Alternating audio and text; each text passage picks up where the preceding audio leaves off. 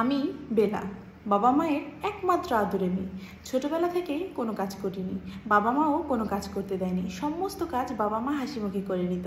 একমাত্র মেয়ে ছিলাম বলে রাজকন্যার মতো মানুষ করেছি। বিয়ের 3 দিন পর সবার জন্য রান্না করলাম পরিবারের। সবাইকে যখন খেতে দিলাম, সবাই যখন খাবার টেবিলে খেতে বসলো, তখন কিছুক্ষণ পর আমি প্রশ্ন করলাম, রান্না কেমন হয়েছে? তখন আমার স্বামীর এক লোকমা ভাত মুখে দিয়েই যেন সেটা বাইরে চলে আসতে লাগলো। সে যখন রাগে গজগজ করতে করতে আমার দিকে তাকিয়ে কিছু বলবে, তখন আমার শাশুড়ি মা তাকে ইশারা দিয়ে বারণ করলেন কিছু বলতে। তখন আমার শ্বশুরমশাই হঠাৎ বলে উঠলেন, দারুণ সুস্বাদু হয়েছে বৌমা, খুব মজা হয়েছে, এত ভালো রান্না করেছো, আমার মনে হচ্ছে যেন আমি আমার মায়ের হাতের রান্না খাচ্ছি। আমার স্বামী খাবারটা খেতে পারছিল না, কিন্তু আমি বুঝতে পারিনি। শাশুড়ি মাও বললেন, দুর্দান্ত মজার হয়েছে, রান্নাগুলো হয়েছিল অতিরিক্ত লবণ এবং অতিরিক্ত ঝাল, একদমই স্বাদ হয়নি। তবুও আমার খুশির জন্য, আমার আনন্দের জন্য সবাই সেই বিশ্রী খাবারগুলো খেয়ে নিল। তারপর সকলের খাওয়া শেষ হয়ে গেল। সকলের খাওয়া শেষ হওয়ার পর যখন আমি খাবার নিয়ে বসলাম, তখন এক লোকমা ভাত মুখে তুলতেই সকলের দিকে তাকিয়ে ফ্যাল করে হাওমাও করে কাঁদতে লাগলাম যে এত বিশ্রী খাবার, এত খারাপ খাবার তোমরা কি করে খেলে?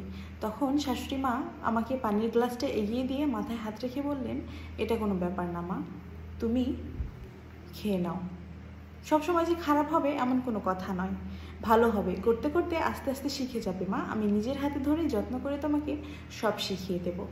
শাশুড়ি মায়ের এই ভরসার হাতটা বাড়িয়ে দেওয়া দেখে খুব উৎসাহিত হলাম, খুব আনন্দিত হলাম এবং রান্নাবান্নার প্রতিও খুব উৎসাহ হতে লাগলো। আজ রান্না করতে গিয়ে আমার হাতটা পড়ে গেছিল, সেটা দেখে আমার স্বামী কিচ্ছু বলেনি। সে আমাকে রুমে নিয়ে গিয়ে মলম লাগিয়ে দিতে লাগলো এবং সে বলল, একটু দেখে শুনে কাজ করবে তো। আমার পরিবারের সকল মানুষ অনেক ভালো। বিয়ের প্রায় 15 দিন হয়ে গেল। আজ 15 দিন পর আমার স্বামী প্রথম অফিস জয়েন করবে। আজ নিজের হাতে সমস্ত খাবার দাবার গুছিয়ে স্বামীকে টিফিন দিয়ে দিলাম। এখন আমি রান্না করার অনেক চেষ্টা করি, শাশুড়ি মায়ের থেকেও রান্না করা শিখি। তারপর ইউটিউব দেখেও অনেক চেষ্টা করি। অনেক দিন লবণ বেশি হয়ে গেছে, অনেক দিন ঝাল হয়ে গেছে, কোনো দিন তো এমনও হয়েছে যে রান্নায় লবণ দিতেই ভুলে গেছি, কোনো দিন পুড়িয়ে একদম তামা করে ফেলেছি। কিন্তু আমার সেই সমস্ত খাবারগুলো হাসি মুখে খেয়ে নিত আমার স্বামী, আমার শ্বশুর শাশুড়ি। পরিবারের সবাই আমাকে অনেক ভালোবাসতো। সত্যি শ্বশুর বাড়িতে এসেও যে এতটা ভালোবাসা পাবো কখনো আশা করিনি। কিন্তু এরা যেন আমার শ্বশুর শাশুড়ি নয়, আমার নিজের বাবা মা। আমার শ্বশুর শাশুড়ি কখনো রান্না খারাপ হওয়া নিয়ে আমাকে কিচ্ছু বলেনি। আমার স্বামী বলেছে, সে এই জিনিসটা ইচ্ছে করে বলেনি বা মন থেকে বলেনি, সেটাও সে পরবর্তীতে আমার কাছে স্বীকার করেছে।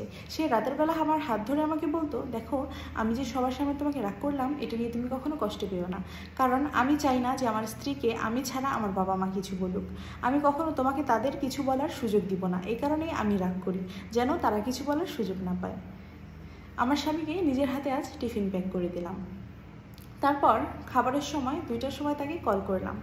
কল দিয়ে জিজ্ঞেস করলাম, তুমি খেয়েছো? তখন আমার স্বামী বলল, না আমি খাইনি, এখন খাবো। উল্টে সে আমাকে প্রশ্ন করলো, তুমি খেয়েছো বেলা? তখন আমি বললাম, না, তুমি খাওয়া শুরু করো, তারপর আমি খাবো। তখন আমার স্বামী বলল, ঠিক আছে, আমি এখন শুরু করব, ভালো থেকো, টেক কেয়ার। তখন ফোনটা রেখে দিল। ফোনটা রেখে আমার স্বামী খাওয়া শুরু করলো। আজকে তাকে টিফিনে দিয়েছিলাম পোড়া শাক ভাজি এবং মাছ ভাজা। তো সেই পোড়া শাক ভাজি আর মাছ ভাজা দিয়ে খুব তৃপ্তি করে ভাত খেতে লাগলো। তখন তার পাশ থেকে শাহাদাত ভাই বলে উঠল, তার কলিগ, কি ব্যাপার ভাই, কি দিয়ে এত তৃপ্তি করে ভাত খাচ্ছেন? নতুনভাবে রান্না করে দিয়েছে নাকি? তখন আমার স্বামী তাকে বলল, হ্যাঁ ভাই, ঠিক বলেছেন, আজকে আমার স্ত্রী খুব যত্ন করে আমাকে রান্না করে দিয়েছে। তখন সে আমাকে বলল, আপনারই তো কপাল ভাই, আপনারই তো দিন, নতুন বিয়ে করে স্ত্রীর হাতের রান্না খাচ্ছেন। আর আজ 2 বছর হয়ে গেল বিয়ে করেছি, স্ত্রী ভালো কিছু রান্নাই করতে পারে না, তার হাতের ভালো কোনো স্বাদই পেলাম না, কি যে রান্না করে হাবিজাবি খাবার। এটা বলে সে আমার পাশের সিটে এসে বসলো এবং তার ব্যাগ থেকে টিফিনের খাবারগুলো বের করলো। তারপর যখন সে তার টিফিন ক্যারিয়ারটা খুললো, তখন বেশ মাংসের সুন্দর একটা ঘ্রাণ ভেসে আসতে লাগলো।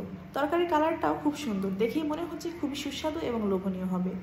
কিন্তু আমি আমার স্ত্রীর পোড়া খাবার দিয়েই ওরকমভাবে খেতে লাগলাম। তখন আমার কলিগ বলল, যে আপনি কি দিয়ে ভাত খাচ্ছেন ভাই এত তৃপ্তি করে? নতুনভাবেই রান্না কি একা একাই খাবেন নাকি? আমাদেরকেও একটু দিয়ে খান।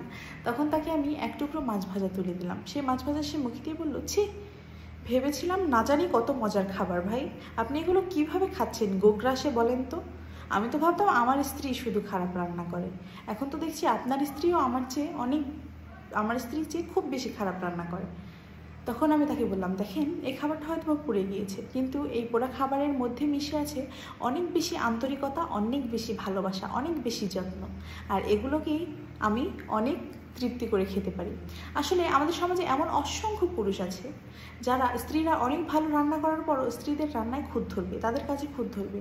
এটা করা একদম অনুচিত। স্ত্রীরা কখনো খারাপভাবে রান্না করতে চায় না, কখনোই সে চায় না তার রান্নাটা খারাপ হোক, তার পরিবারের মানুষ খেতে না পারুক। সে তার সবটা দিয়ে পরিবারের সকলকে খুশি রাখার চেষ্টা করে, সকলের জন্য ভালোভাবে রান্না করার চেষ্টা করে। কোনোদিন খাবার খারাপ হলে স্ত্রীকে খোঁটা দেবেন না, কষ্ট দেবেন না, এতে আল্লাহ তাআলা নারাজ হয়। আমাদের নবী করিম সাল্লাল্লাহু আলাইহি ওয়াসাল্লাম খুব ভালো রান্না করতে পারতেন, কিন্তু তবুও তার স্ত্রীরা তাকে যা রান্না করে দিত সেটা খুব তৃপ্তি করে সে খেয়ে নিতেন এবং সবসময় বলতেন রান্না ভালো হয়েছে। স্ত্রীকে ভালোবাসুন, যত্ন করুন, দেখবেন সংসারটা জান্নাত হয়ে গেছে। ভিডিওটি ভালো লাগলে অবশ্যই লাইক, কমেন্ট অ্যান্ড শেয়ার করবেন এবং চ্যানেল সাবস্ক্রাইব করে পেজ ফলো করে পাশে থাকবেন। আবারও চলে আসবো এরকম সুন্দর এবং শিক্ষণীয় একটি গল্প নিয়ে। ততক্ষণ সকল ভালো থাকবেন, সুস্থ থাকবেন। অসংখ্য ধন্যবাদ।